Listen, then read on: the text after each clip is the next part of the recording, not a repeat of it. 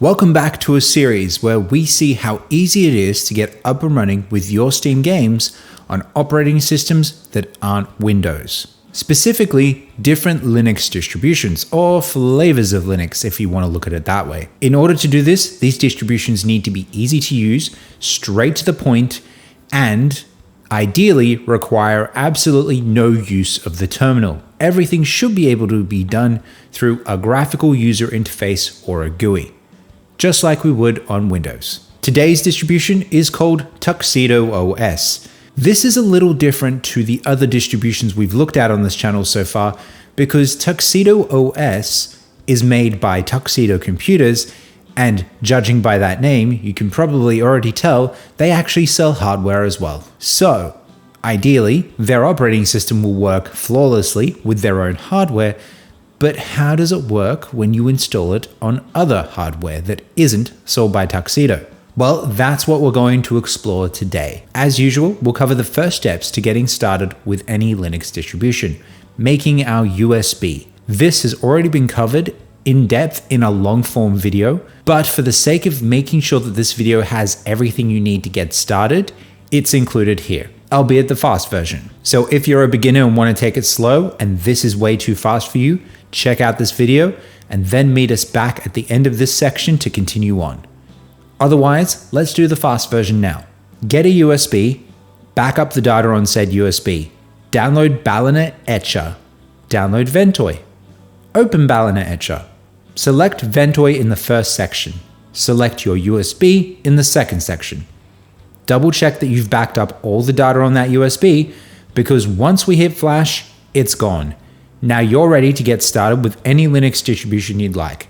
And again, if that was way too fast, check this video out. But from here on, I'm assuming you have a Ventoy USB ready to go, so let's get started. Let's go and download Tuxedo OS. Open up your browser and, unless you need a new suite as well, specifically search for Tuxedo Linux. You should see Tuxedo Computers appear near the top, depending on how many ads your browser is trying to throw at you. Don't worry, everything we do here is free. I'm not trying to sell you a laptop. Nothing is sponsored at this moment, and if it was ever sponsored in the future, there would be a disclosure. Once you're on their website, scroll down to the bottom. You can ignore the cookies notice as it's not taking up the entire page and stopping us from interacting with anything like Ubuntu did. At the bottom, you want Tuxedo OS under the About section. Downloads and drivers is specifically for their hardware. Scroll down this page until you see the Download Tuxedo OS button. Clicking on that gives you a few options to download. We want one of these ISO files, but which one? At the time of filming, and as you can see on your screen, both .iso files are from the same date, so clicking on either one will do, but this might change in the future. That should start your download, which will go to your default download location for your browser. Mine is set to the desktop, so it's easier for you to follow along, but yours will likely be your downloads folder. Once that's downloaded, with your Ventoy USB plugged in, drag and drop or copy and paste Tuxedo onto the USB, then safely eject once it's done. Before we continue, go to the PC that you want to install Tuxedo OS on.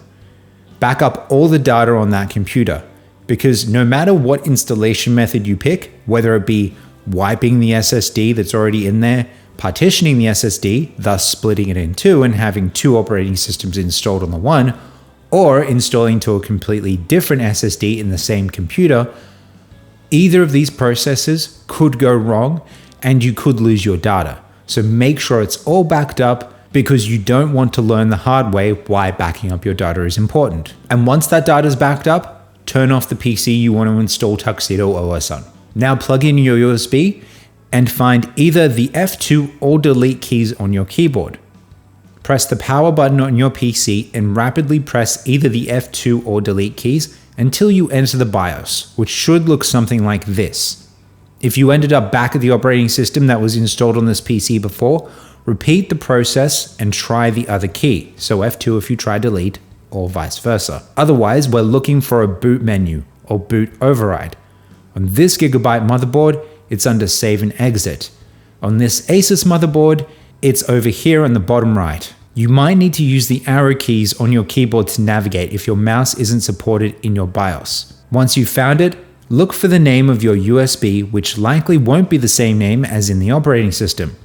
Once you're hovering over it, click on it or press enter, and that should get you into Ventoy. Once in Ventoy, find Tuxedo and press enter. Normal mode will do just fine. When you see Tuxedo OS - live mode and install, press enter again. Then we'll wait a few moments for the OS to boot up. Set your language, time zone, and keyboard layout to your preferences and click next. As a beginner, you don't need to know anything about the difference between X11 and Wayland. Intermediate and advanced users are more than welcome to deep dive into the lore of Linux if they'd like, but if you just want to get on with it, you can click next. Now we click Setup, and if you've seen any of the other videos on this channel, you might be thinking, didn't we just skip creating an account and picking which drive to wipe? But fear not, we haven't skipped anything. We're now entering the try before you buy or live USB portion of Tuxedo OS. Those setup instructions were specifically for that section. So now to begin the proper install, double click on Install Tuxedo OS in the top left on the desktop. If there's any problems with your hardware requirements that Tuxedo has a problem with, Tuxedo will tell you here. One example is when I tested this offline to see if Tuxedo needed internet to install, they did ask me to connect to the internet, but it wasn't necessary. Erase disk for a full install is always preferred here on this channel rather than partitioning. Tuxedo OS does allow auto login, suck it Windows, but what Tuxedo won't allow at first are weak passwords. That is, until you untick this box. We've got another dialog about X11 or Wayland, odd seeing as we've already seen that before, but then a final revision and we should be installing. The entire process took about 6 minutes. While that's installing, a few things to note. Tuxedo OS is based off Ubuntu, which is based off of Debian. The other thing you might have noticed is that we didn't get an option to pick our desktop environment. Tuxedo OS comes with KDE Plasma as default. So if you wanted to use something like GNOME or any of the other desktop environments because they're your preference, you would probably pick a different distribution. And likewise, there are distributions out there which prefer GNOME as their default and don't offer a KDE option. Once we're done installing, a quick restart later and we're straight onto the desktop. No pop-ups at first, so that's excellent. At first, when I was testing this without internet, I thought it might be because there was no internet, but that's not the case. Connecting the offline install or installing online, there was still no pop-ups. So now let's take care of scaling and dark mode. Right-click on the desktop and select Display Configuration, just like Windows, Manjaro, and Fedora KDE. 200% scaling is great for 4K displays, and there's plenty of other options for any other resolutions. An odd thing that happened during my offline testing is that I had to restart the operating system to get the scaling to kick in. Not sure what that's about. But let's move on to dark mode. Even though we're already in settings, there is a faster way. Close Display Configuration, click on this icon next to the Not a Start menu, and you'll likely be on Quick Settings where the first option is Light or Dark Mode. Don't forget to click Apply. Just like Manjaro and Fedora, who were both using KDE Plasma, we have the Discover app in the Not a taskbar. Opening that and clicking on Updates, then Update All, gets us a password prompt, and now we're updating. As always, once we're done updating, it's always good to restart, whether the operating system tells you to or not. Unlike some other companies, there are no full page ads pretending to be updates after a restart. Just straight back into the operating system, almost as if this PC belongs to us. Now onto Steam. The first version on Tuxedo's Discover app is the Flatpak, but there is another version here which might be the Debian version. Clicking on it shows a tick mark next to Valve, so it's likely that this is the official version. There's no reason not to trust Tuxedo here, unlike Ubuntu, who put a tick mark next to the Snap version. Don't get confused with the Ubuntu Noble Repository section next to the install button. Regardless of the problems that happen with the Ubuntu desktop, Ubuntu is still a great foundation for other distros. Now it's time to install Steam. Go to the Not a Start menu and you'll find it under Gaming.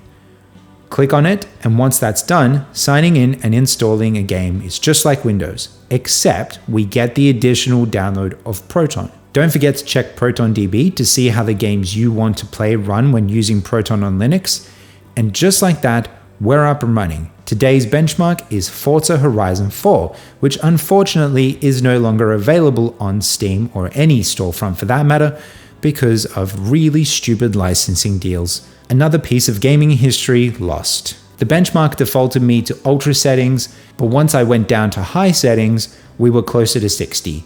And given the hardware that's in this PC, I'd probably do medium settings to get it over the line of 60. Because we've covered emulation and the EA apps since our last distro video, we'll install those as well.